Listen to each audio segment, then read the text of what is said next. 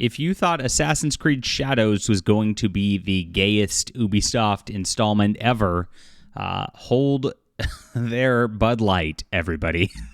They've got more coming in Assassin's Creed Hex, which looks to be absolutely terrible.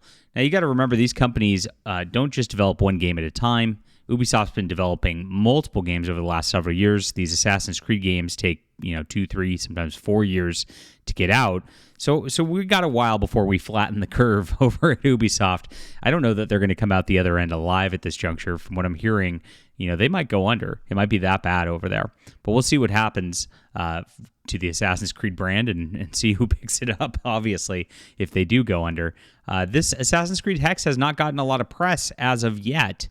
But it looks to be absolutely crazy, and we're going to get into this in just a moment. My name's John Delarose, everybody. Please hit the like and subscribe button. We talk about all the most important things in the video game news and pop culture and more. Really appreciate you for being here. I'm also a science fiction author, and I've got a Hidden Emperor graphic novel on BackerKit right now. I had a really successful Kickstarter, all because of people like you over the last couple of months.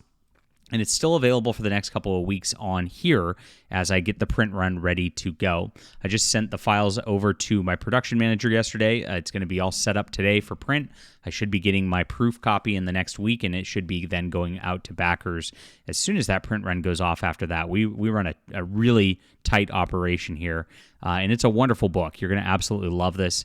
Thank you guys so much. If you like Star Wars, Warhammer 40K, this is going to be a wonderful universe for you to get into, and it's in the description below. All right, Assassin's Creed Hex. What is this game? You probably haven't heard much about it.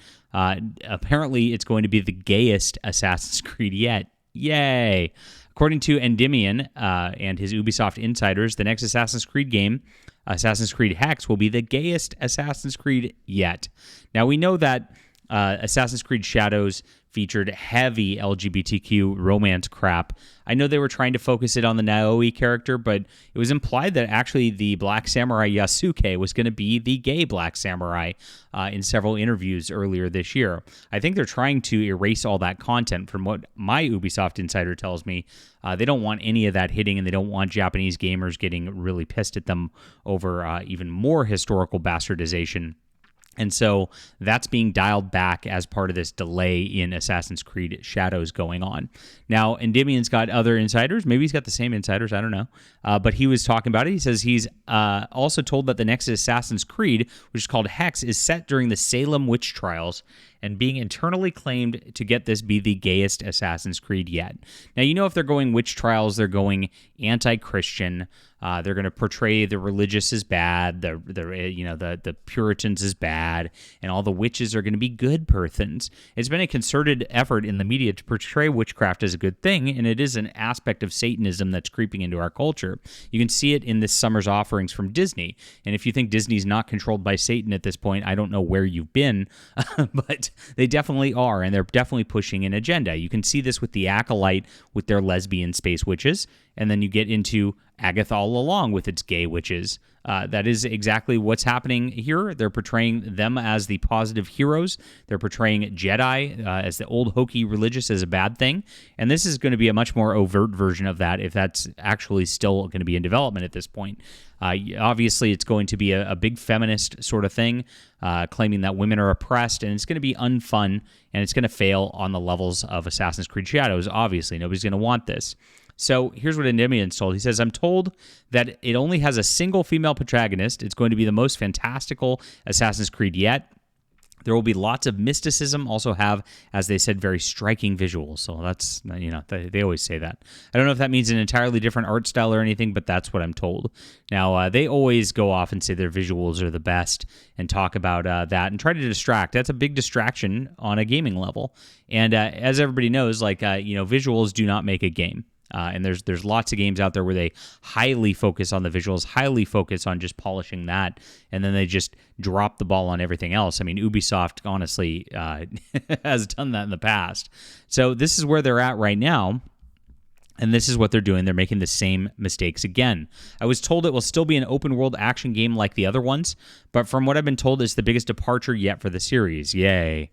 My sources claim that Hex is very, very female power-oriented. We're talking lots of lesbian relationships and female characters. It has witch covens and apparently very little masculine presence within the game. Although my sources tell me that they believe the game will be scaled down in the future, and then made into a Liberation-esque game instead of a mainline title. Of course it will be. At this point, the investors know that something like this is going to fail. 2024 has really been a big change in the gaming landscape as gamers has risen up as a unit together and just pushed back against this nonsense. We all saw it starting with Suicide Squad Kill the Justice League, and we saw exactly what happened there, as that game absolutely failed, and it absolutely was just trounced across the internet. That led to the Sweet Baby Inc. Detected website, where people actually noticed what games were being worked on by these crazy developer grifters who were going out there and just trying to insert these little woke identity politics tendrils into every video game, and that's what they're trying to do.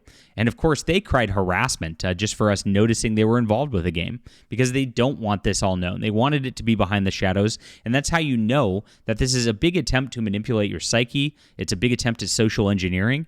They've done it through, of course, movies. They've done it through comics, through books. They've got every entertainment industry under their grip, and video games was kind of that last holdout, and they know that men are there, and they know that predominantly, even though they claim it's, oh yeah, women are 52% of gamers, it's really 90% of these gamers who play these games are men.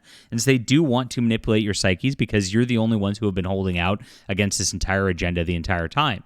It's not a conspiracy at this juncture. This is all done intentionally. The DEI money is thrown in. Governments have been funding these games. They've been shown to do so. It's been proven they've been doing so. There's grants for all this stuff, and it does happen. It's being pushed on the corporate and government level, and we've got a monopoly of these giant billion, trillion dollar monoliths against just normal people. And that's what we're fighting for right now, guys. That's why we're here.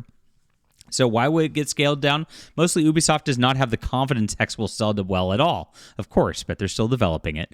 And this was just put into development when a lot of these panderings were first being pitched or made. And so that's exactly what's happening. All the pandering and all the woke nonsense that's been going on for the last 2 years, it's getting to a stage where like these games are getting to the point now where they need to be released, and they can't just back out at this point. Part of their business model, as I was told by my insider, is that all these games get development funds up front. They get loans and the like, and they have to pay them off. So they have to put these games out. So even though they're this far into the process, they can't just scrap it. The Ubisoft's not a Warner Brothers where they can just look at it like David Zaslav did with Batgirl and just say, nope, it's out. They have to release all their product and just hope they can scrape back what they can out of these games, even if it destroys their brand. Internally, as I was being told, Endymion continues, the developers behind Hex joked that the game will indeed piss off the fan base, but they wanted to make it anyway. I assume this game is devoid of male characters, besides, of course, the ones you'll probably kill or hunt. And like I said, it's going to have borderline magic at this point in that Assassin's Creed series. So expect lots of weird Isu gobbledygook, I guess, as well. But that's what I was told about Hex so far. Yeah, that's exactly what's happening. And they're not just coming out with a Hex game. They're making a old Christian Empire sort of game also. You know exactly what they're going to do with that. You know who's going to be the bad guys and who are going to be the good guys and all of this stuff. It's part of the agenda, and all these games at this point are indeed anti-Christian, anti-male, anti-white as an agenda. It's big part of the thing, and this is what they've leaned into, and they're reaping their rewards of this at this point as it's coming on. And so what I'm hearing now on the developing level is that Ubisoft, even though these games are in development, is going to start leaning into retro remake reboots and things like that, to like you've seen with a lot of games, Final Fantasy VII Rebirth, for example, or the Dragon Quest HD remake, or lots of remakes have been coming out. Silent Hill, for example. They see that there's a lot of money in that because people love the old games and love the old nostalgia because they were actually good games back then, and they're just kind of updating graphics and making some minor censorship changes because it's 2024, that they're going to be leaning into that business model going forward. So that's one of the things I'm hearing over there from Ubisoft. And I think if they kill the brand with these type of things to that level, you're not even going to get much out of those anymore. It's absolutely crazy to go forward with something like this. But these people who are working at this company have been shown to be complete political activists. They're not gamers. They're not people who care about games, and it shows across the board. All right, leave a comment down below with what you think about this. Please hit the like and subscribe button. Join us here, my friends. Really appreciate you. And back, the Hidden Emperor, it's on my backer kit page right here. Very easy to get through, and I appreciate you all for reading the books. These are amazing, and thanks for making our career here.